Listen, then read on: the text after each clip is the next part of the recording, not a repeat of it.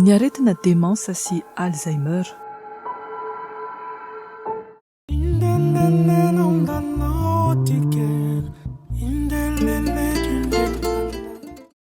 My name is Yvonne. I live Andravoangy. I have 6 children. Anadahako. Zavatra resahana lasa miova be mihitsy. Za zao zanany dia lazainy lasa anadaha indray ahandro sakafo misy fotoana tsy mahamasaka hanina intsony izy. Na ny zavatra ohatranina raha alefany eo amin'ny afo dia may ohatr'izany. Sahirana izy na mampiasa vola raha misy manararaotra azy. 2 minitra ara mipoketrako distorana fotsiny dia tsy hitako intsony isan-naka ny anaty tato, isan-ny an-tsitrapo ny tsy maintsy mahita masoandro le trano. 2 minitra fotsiny raha vao miveravera tsy mahakatona ny vavahady io dia efa tsy hitana intsony ny efa olona miditra te sy miakatra any ambony any. Vonijana nanao an'ilay cours d'anglais any zany ny nanomboka ny nivona amin'izay izy vao tsy nanitatra an'ilay fahalalana intsony dia eniko nanomboka niova amin'izay na ny fitadidiana na zavatra rehetra atao dia anisan'ny tsy tomomba anara-dalàna intsony ny zavatra atao. Manodidina ny 10 taona environ eo zany. Nalahelo an'ilay vadiko mihitsy satria tena farafaorina mihitsy tamin'izy maty. Tsy hitako tsy maizina tamiko ny tany aman-danitra. Tsy maintsy miresaka vola sy mifanana. Ireo tsy azo atao ambanin-javatra mihitsy ireo. Ninonino kidona, ninonino kiantra, fifandraisana sy ny fifankatiavana iny mandeha ho azy. Fa rehefa samy milamina, mampidi-bola ianao, mampidi-bola tady izay lalana izay moyen rehetrarehetra. Fa raha vo ireo tsy dia vita, Taona izy ohatran'ny masisika izay. Zany hoe ao anatin'ny fiainana zany izy mety efa niana rythme ilay fiainana dia mbola ohatran'ny hoe iny fiainany foana no ohatran'ny hoe tsaroana. Na retraite na tsy retraite afaka mampitombo fahaizana, afaka mampitombo fitadiavam-bola. Le travail éloigne de nous 3 grands mots: la nuit, le vice et le besoin. Ianona manko ny tena nanao an'io. Jean-Jacques Rousseau dia Alfred de Musset. Misy moa ny olona na any an-tsena any ara mahafantatra azy lasa ohatra mananiany azy le olona amin'izay le kama azo azy zay. Ohatran'ny hoe raisin'ny olona ohatran'ny hoe adala ve sa hoe verisaina ve. Rehefa tsy atao tompoko izany dia ny zandry miantso amin'ny telefona io indray mamanareo fa miredredy tsy dia mety hipetraka firy ao an-trano, mitomany, miantsoantso foana ny anaranao izay no ataony. Dia misy afa-tsy manakorontana ny entana dia ohatr'izay. Ty le aretina tonga ity, tonga io tsara, tsy tonga io tsara raha amiko. Tsy misy mamindra kokory io. Fantany fotsiny aloha zao amin'izao dia manao an'ilay kasibosy izy. Misy fotoana ary izy mametaka an'iny any amin'ny lohany na petana na atao mifatotra volo any. Ny aso ny tanako maloto izy zao nefa raha mandray papier blanche io. Tsy hisy mifindra koa zara variana. Tsy maintsy mikarakara anao misy fotoana ihany koa tsy afaka nijanony eto foana fa mba manana ilay tokantrano koa tsy maintsy mba mila anahy ilay vady aman-janako manjary misy fahabangana ara-pitiavana koa ilay vady zanaka raha hoe tena tsy hita ao tokantrano.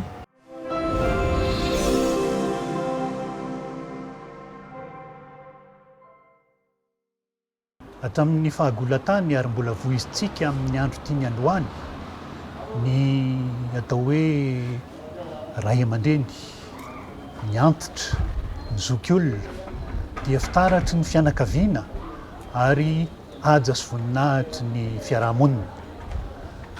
Dadabe sy nenibe no mivohy ny atao hoe fitiavana voalohany indrindra. Izy no mitaiza ny kolokolo nanabe amin'izao taonjato faha-20 zao dia indro misy aretina atao hoe DEMENCE na maladie d'Alzheimer. Asa nentin'ny fitontoloana, nentin'ny atao hoe fiainam-baovao tonga tady andona sy anala an'izany fahazarana sy fomba fiaina amintsika malagasy zany. Ny manalida Alzheimer zany a dia tafiditra amin'ny atao hoe demence. Zany hoe rehefa mizotra mialehibe ny olona anankiray dia mandritra izay fotoana rehetrarehetra izay a dia misy ny aretina, misy ny dona maro isan-karazany, na ao amin'ny resaka ara-tsaina zany na ao amin'ny resaka ara-batana, izay mety mahazo indrindra ny atidoha ka mety mamela takaitra tsy kelikely izay aneriana any a dia mahatonga aretina. Izany aretina izany a dia mahazo voalohany indrindra matetika ny fitadidiana. Ny fitadidiana izay misy maro isan-karazany eo amintsika olombelona. Misy ny fitadidiana anaran'olona ohatra, misy ny fitadidiana ny fahaizana mitondra bisikileta izay tsy tadidintsika akory hoe oviana ary any nanomboka anahy bisikileta. Misy ny fitadidiana izay mampatsiahy antsika ny fofona ny sakafo izay hoanitsika na ny zavatra izay tiantsika. Samihafa daholo izany karazana fitadidiana izany ary samihafa koa ny toerana izay mibaiko azy. Ka izay mahasamihafa ny toerana mibaiko ny fitadidiana izay no mora mahavoa ny fitadidiana eo amin'ny atidohan'ny olombelona. Mety mitranga zany ny klema tonga tsy kelikely amin'ireo faritra ireo izay manome fitenenana mivakavaka. Nefa misy koa amin'ny faritra mibaiko ny atidoha izay misahana ohatra hoe ny fieverana, ny fitsarana raha ohatra ka misy zavatra tsy maintsy tapahantsika, izay aty amin'ny faritra alohan'ny atidoha atao hoe frontal latine misy azy, ka mahatonga antsika manapa-kevitra sy mandray andraikitra. Tsy mahagaga raha ohatra sendra voadona zany io faritra io mety ho very tanteraka ny saina zany sy ny eritreriny ary indraindray aza dia mahita zavatra izay tsy misy akory. Izany rehetrarehetra zany dia mety ho tafiditra ao amin'ny atin'ny atao hoe Alzheimer na demence.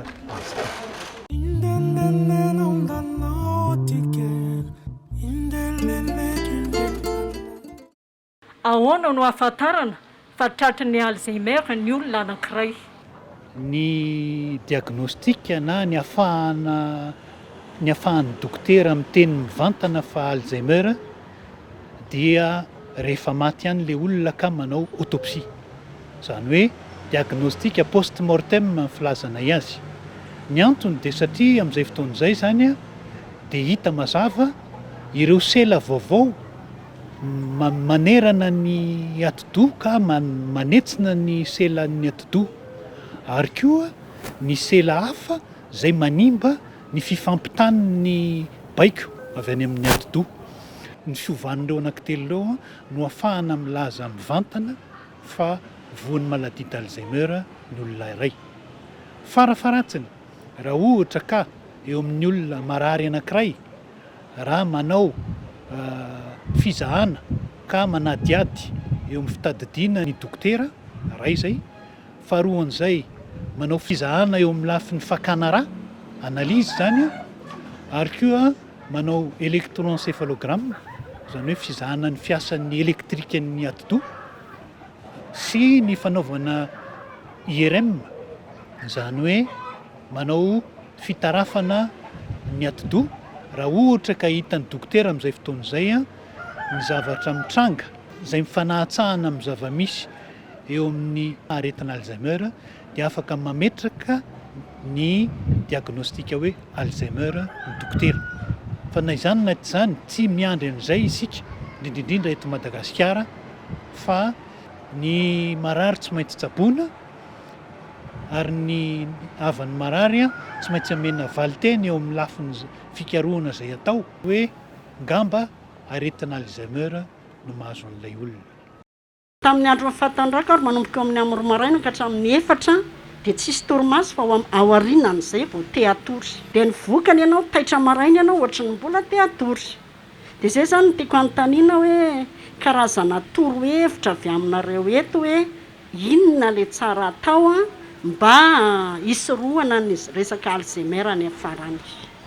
Ny torimaso no kitro ifaharan'ny fahasalamana voalohany indrindra. Ny olona matory tsara dia afaka mampilamina ny saina. Ny olona matory tsara dia afaka mahazo filaminana eo amin'ny fiainana andavanandro.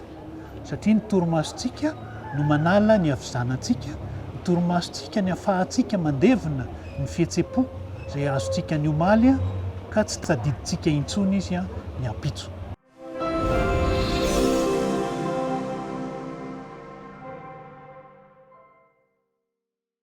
Hitantsika soritra amin'izany a fa ny fiainana ao anatin'ny filaminana sy ny fandanjalanjana manomboka hatrany amin'ny fahazazana ka hatrany amin'ny fahaterana no hany anampy atsika hisorohana an'izany aretina Alzheimer na DEMENCE izany. Ny antony dia satria ny fisotroana alcool, ny fidorohana rongody, ny fiaretatory maharitra, ny verimberina, ny aretina maro isan-karazany zay mety mahazo ny olombelona hatrany amin'ny areti-po zany sy ny aretina mety mahazo ny saitsika amin'ny andro andavanandro toy ny stress. Raha izany no misesy na verimberina, izany no mahatonga moramora kokoa ny fahatongavana izany aretin'ny atidoha atao hoe Alzheimer na DEMENCE izany. Ny tsara indrindra koa eo amin'izany lafin'ny filaminana izany dia ny fitohizan'ny fifankatiavana eo amin'ny mpianakavy. Itsika malagasy dia zatra ny maro an-trano, miara-mirona, miaraka mifandinika, miaraka mifamboraka fitiavana ao anatin'ny fianakaviana. Izany fifanankonana nisy teo amintsika hatramin'izay zany, izany fifanampiana nahazatra antsika izany no hany tsy ahirery ny olona iray, indrindra ny ray aman-dreny. Tsy ho tonga amin'ny ohatran'ny any ampita izay rehefa mialehibe dia atao anjorom-bala. Adino aza indraindray ka mahatonga ny fahaverezan'ny saina sy ny alahelo izay mety miatra eo amin'ireny olon-dehibe ireny ka hitoerany ny aretina Alzheimer na ny DEMENCE moramora kokoa.